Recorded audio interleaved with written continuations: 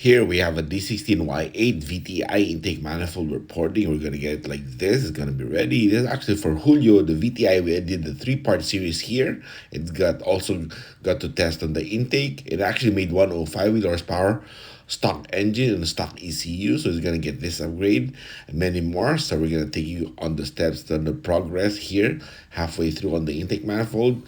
We're going to discuss the shapes that we're going for, the shapes that we're shooting for, actually, like here on this part here. Yes, we show you the inverted side when reporting it further for the better entry. Yes. And of course, we're going to show you the finished product here and discuss Julio's VTi and see what we're going to do. Let's go.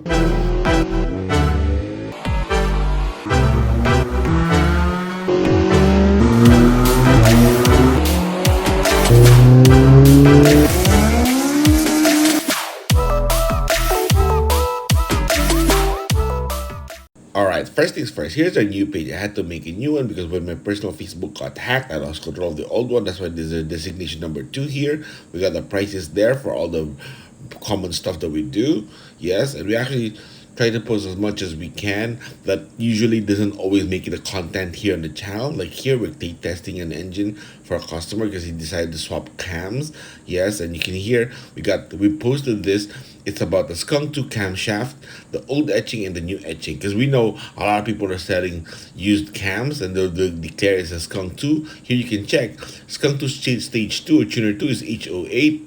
The old etching and the new marking is letter J. So you would know if someone's trying to scam you or not by looking at this post that we did here. There's gonna be good help, so check it out. Like and follow the page, guys. If you don't have Facebook, we got our Instagram here. It's quite active too. It's also me managing it, so I do the common posts there, like here, all the stuff that we do. You can comment down there on the post or even DM me on either platform. Both links will be in the description below. And for short form content, our TikTok is quite active. It's also me managing it, so I do constantly post some good stuff there. So you can see here, 2 videos or over 700,000 views, so it's quite decent, right?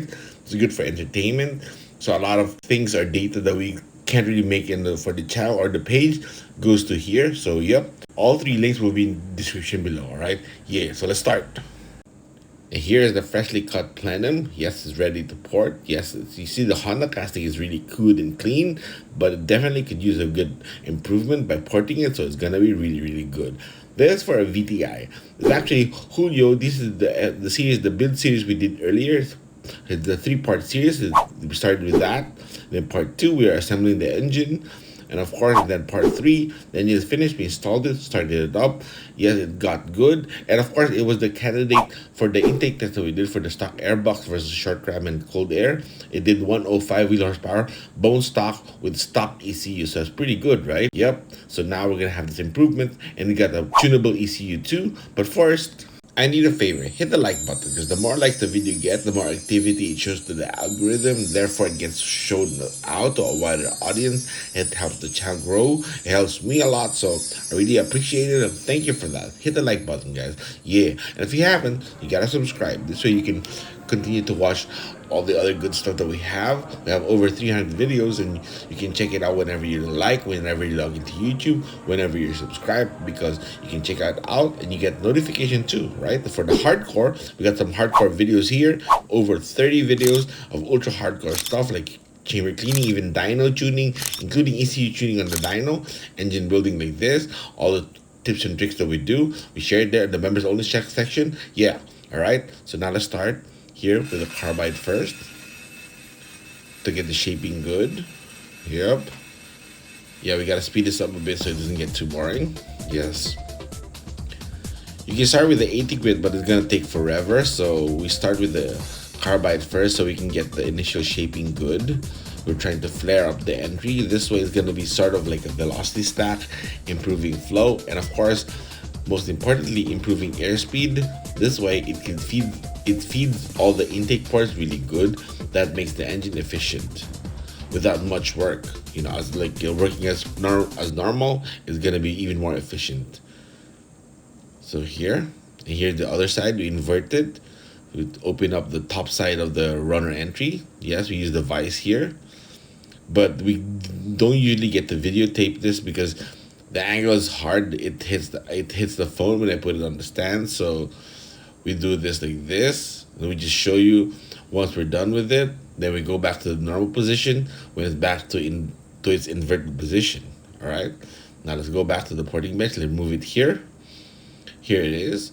Now we did a few more runs of the carbide, so it's pretty much flared up pretty decent now. So now we can go with 80 grit. Yes. Let me change the bit here. Here's the 80 grit for now. As you can see, it's gonna start to get cleaned up, and there's sometimes when you get to 80 grit, speed it up. Yep. After this, there are times we actually go back to the carbide because we start to see some bumps and ridges that, needs a bit more work. But sometimes we're just gonna, go like, step by step. It's pretty decent. Sorry. But sometimes you have to go back and forth, and that's not wrong. You just need to achieve the shape that you want by doing that. Here it is. With a bit of cleanup. There's some areas we're gonna hit with the carbide again, but overall it's pretty decent. Yes. Now we're gonna invert it again. Here, let me show you. Here, after a few more passes when it's inverted like this, you can see the opening is starting to look good, right? Yes, we continue to do that. Make a few more passes, then wash it up with water. Let's take it to the bench. Here, let me show you guys halfway through. We've opened up almost, all around like the 360 perimeter of the entry. Of course, we need to go a bit further, but this is worth showing you guys initially before we go further. This way, you can see the steps that we're doing. This way, we maintain consistency by double checking it like this. Because we can go, non-stop. But then the next thing you know, it'll be all too different, and it's going to be hard to keep it all consistent. It'll be extra work. As you can see here, looking good, right? Yep, we got to flare up the entry some more. And we're going to scribe a line on the perimeter. This way, the base entry is going to be good and decent. Over around here, we're going to scribe a line so we can follow it through. And then it's going to be a good opening. Then it's going to be, easier to shape up or smooth out. Here, let's go back to the porting bench. Here, we made a few passes. You can see the line there. We made the ink line there this way, the line of the ink. So that's the whole perimeter or the base where we got to clean it up. This way, the port entry or the runner entry is going to be good. Here's a few passes done.